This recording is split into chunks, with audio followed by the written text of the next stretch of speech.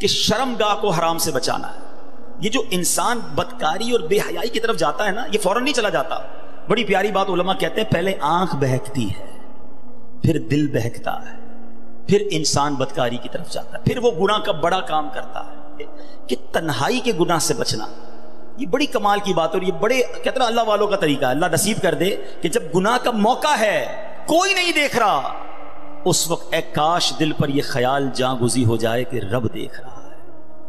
ایک بار حضرت ابراہیم بن ادم رحمت اللہ تعالی کی بارگاہ میں ایک شخص آیا، آ کر کہتا ہے حضور میں گناہ سے نہیں بچ پاتا. پلیز ذرا غور سے سنیے گا، بہت خوبصورت کیور اور پریکاشن ہے گناہوں سے بچنے کے حوالے سے اس واقعے میں. کہتا ہے حضور میں بچنا چاہتا ہوں، گناہ ہو ہی جاتا ہے. ہو سکتا ہے میرے بھائی یا نوجوان بھی ایسے ہوں کہ جو چاہتے ہیں گناہ نہ کریں مگر گناہ ہو جاتا ہے. حضرت ابراہیم بن ادم نے کہا اچھا ایسا کرو، گناہ کرنا چاہتے ہو؟ کہتا ہاں بچ نہیں پاتا، مجھے کرنا پڑتا ہے گناہ. کہا ٹھیک ہے، اب جب بھی تمہارا گناہ کرنے کا جی چاہے نا تو اللہ کا رزق کھانا چھوڑ دینا. کہتا حضور یہ کیسے پاسبل ہے؟ دنیا میں جو کچھ ہے وہ اللہ نے عطا کیا، اس کے بغیر تو جی نہیں سکوں گا. کہا اچھا اب گناہ کرنے کا جی چاہے تو ٹھیک ہے گناہ کر لینا، مگر ایسی جگہ جا کے کرنا جہاں اللہ نہ دیکھ رہا ہو.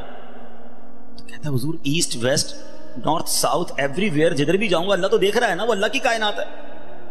اچھا ایسا کرو، گناہ کرنا ہے نا کرو، مگر اللہ کی زمین سے اللہ کی کائنات سے نکل کر لو.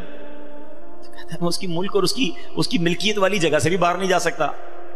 اچھا گناہ کرنے کا جی چاہے ٹھیک ہے، کرنا چاہے تو کر لینا، مگر جب ملک الموت تمہاری روح قبض کرنے آئے نا تو ان کو منع کر دینا کہ نہیں میری روح قبض نہ کریں، میں نے ابھی توبہ کرنی ہے.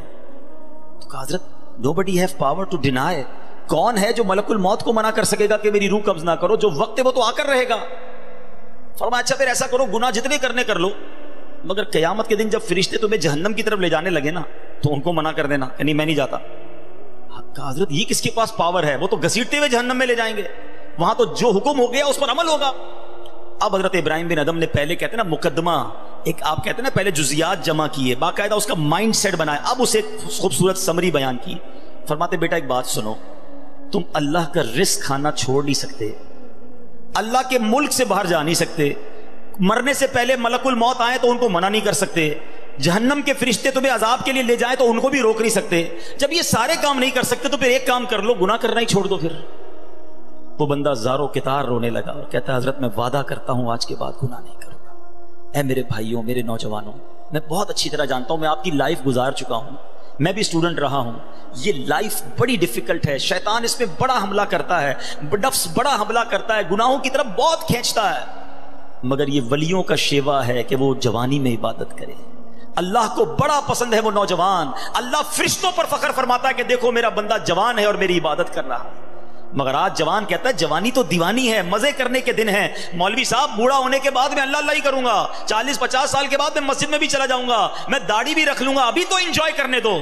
چلو آج آپ اور میں ایک ڈسکس کر لیتے ہیں. If you want to enjoy in this life، آپ چاہتے ہیں کہ ابھی مزے کرنے دیں، بعد میں میں نے توبہ کر لینی ہے، تو ایک چھوٹی سی ڈیبیٹ آپس میں کر لیتے ہیں. چلیں جناب، آپ میں سے کون ہے اتنے بڑے ہال میں جس کے پاس یہ گارنٹی ہے کہ وہ 50 سال کا ہونے تک زندہ رہے گا؟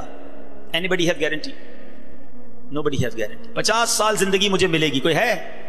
نہیں ہے. چلیں ایسا کوئی بھائی بیٹھا ہو جو بتائے جو 1 سال میں زندہ رہوں گا؟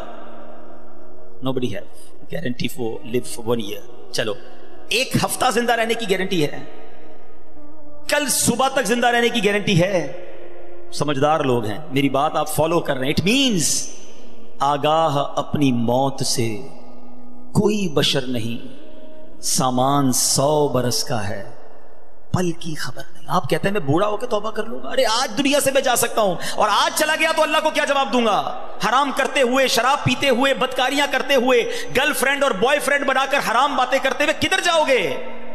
قبر میں کیا جواب دو گے؟ دیکھیں یہ دنیا تھوڑی ہے، میں نے آپ کو جنت کا ریوارڈ بتایا ہے، وہاں نہ ختم ہونے والی نعمتیں ہیں.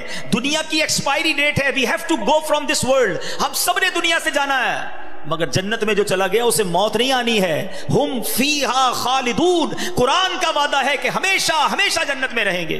تو کیوں نہ میں اس ریوارڈ کی تیاری کروں؟ یہاں نفس کہے گا تھوڑی دوستی کر لے، نفس کہے گا تھوڑی بری چیزیں دیکھ لے، انٹرنیٹ پر نئی فلم آئی ہے، فلاں جگہ کانسرٹ ہو رہا ہے، ارے سارے دوست نشہ کر رہے ہیں، تو بھی تھوڑے سے سپ لگا لے. آج اپنے آپ کو روکنا ہے، مجھے دنیا کی گندی شراب نہیں پینی، مجھے جنت کی پاکیزہ شراب پینی ہے.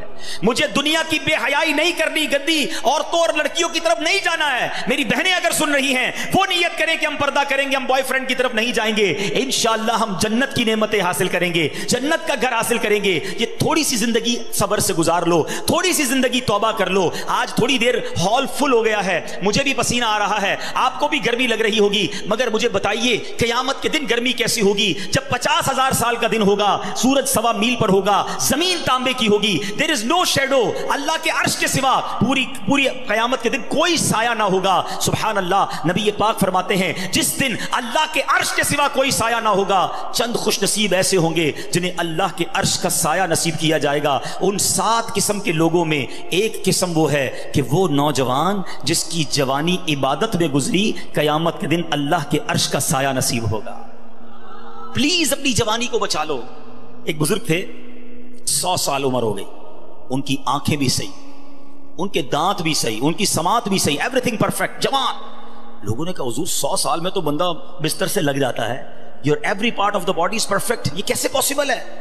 کمال کا جواب دیا، کہتے ہیں میں نے جوانی میں اپنے in part of the body کو اللہ کی نافرمانی میں صرف نہیں کیا، بڑھاپے میں اللہ تعالیٰ نے میرے نازا کو سلامت کر رکھا ہے۔ آپ اچھا بڑھاپا گزارنا چاہتے ہیں نا تو پاکیزہ جوانی گزاریے، خدا را اپنے آپ کو بچائیے۔ اپنی شرمگاہ کی حفاظت کیسے ہوگی؟ جب آپ حرام دیکھنا بند کریں گے۔ سرما لگاتے ہوں گے آپ، ٹھیک ہے، سرما لگاتے وقت ہاتھ کانپتا ہے کہ یار تھوڑا سا احتیاط سے لگانا ہے، کہیں آنکھ میں سلائی نہ لگ جائے۔ اتنی نازک ہے میری اور آپ کی آنکھیں۔ موٹر سائیکل پر تو جاتے ہیں، کبھی کبھی کچرا آنکھ میں آ جائے، لال ہو جاتی، سرخ ہو جاتی آنکھ۔